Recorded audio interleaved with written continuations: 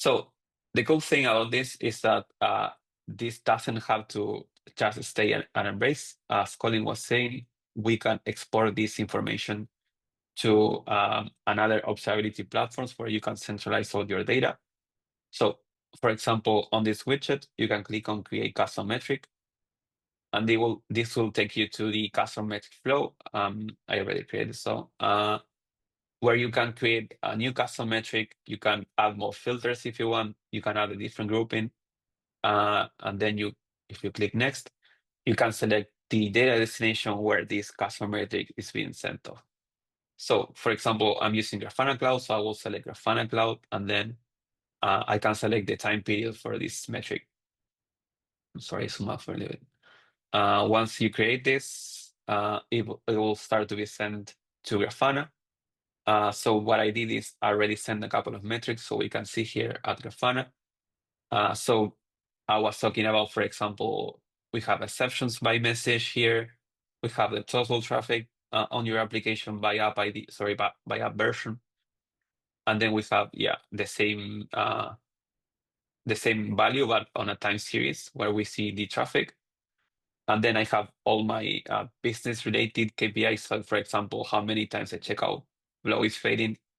And then we can, for example, then combine this with your transactions and see, if there is an API call failure or if something is going on one of your other systems, you can try to understand what's going on there.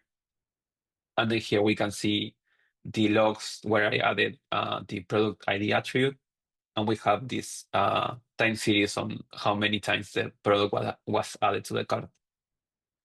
Another thing that we can also export to another observability tools is network spans. So it's what we call network span forwarding. So I also set that up, and I have an example here to show you. So in this case, I have an span that is being created by my frontend application, like my Next.js application. And I have here, so the Next.js application did an API request to API products. And then I can follow that trace through all my system. Like these are all my services that are handling this API call. So I can see, for example, that it ends up here, and I can try to understand where are my bottlenecks, like which services is taking longer to respond. And of course, for each of the spans, I have all the like related attributes. Cool. So that's the end of the last section of the demo. We saw how you can analyze your data and Embrace. You can create your own custom widgets or dashboards, or you can use the release health section to do that.